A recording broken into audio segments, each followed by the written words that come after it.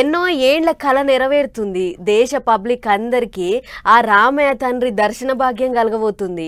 ఇంకొన్నొద్దుల సీతా సమేతంగా అయోధ్య రామాలయంలో కొలువుదీరబోతున్నాడు ఆ శ్రీరాముడు. అందుకే అయోధ్యను అంగరంగ వైభవంగా ముస్తాబులు చేస్తుర్రు సెంటర్ సర్కార్ వాళ్ళు. భక్తుల కోసం కొత్త రైళ్లకు పచ్చజెండా ఊపి విమానాలు నడపనీకే కొత్త ఎయిర్పోర్ట్ కు రిబ్బన్ కత్తిరించిండు పీఎం మోడీ సారు.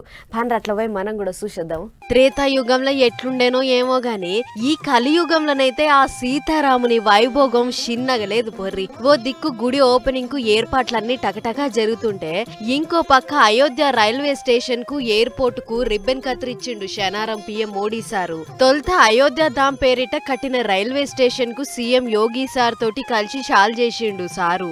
అగ చూడుర్రి సకల సౌలతులతోటి ఎంత గొప్పగా కట్టిరో అయోధ్య రైల్వే స్టేషన్ ను. ఇక అటెంక అదే కొత్త స్టేషన్ లో నిల్చొని 6 వందే భారత్ రైళ్లకు 2 అమృత్ భారత్ రైళ్లకు పచ్చజెండా ఊపిండు.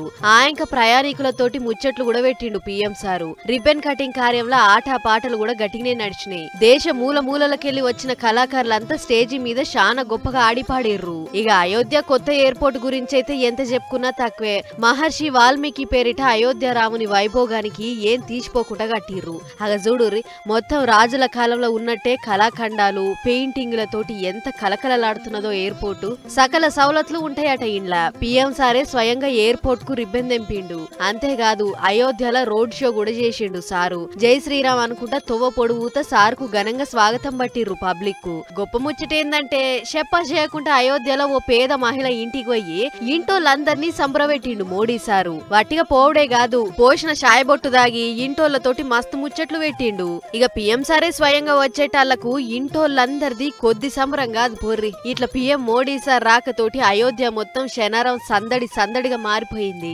ఏమైనా ఈ కాడ నుంచి అయోధ్య నగరి వైభోగానికి తిరిగేలేదు పొర్రి.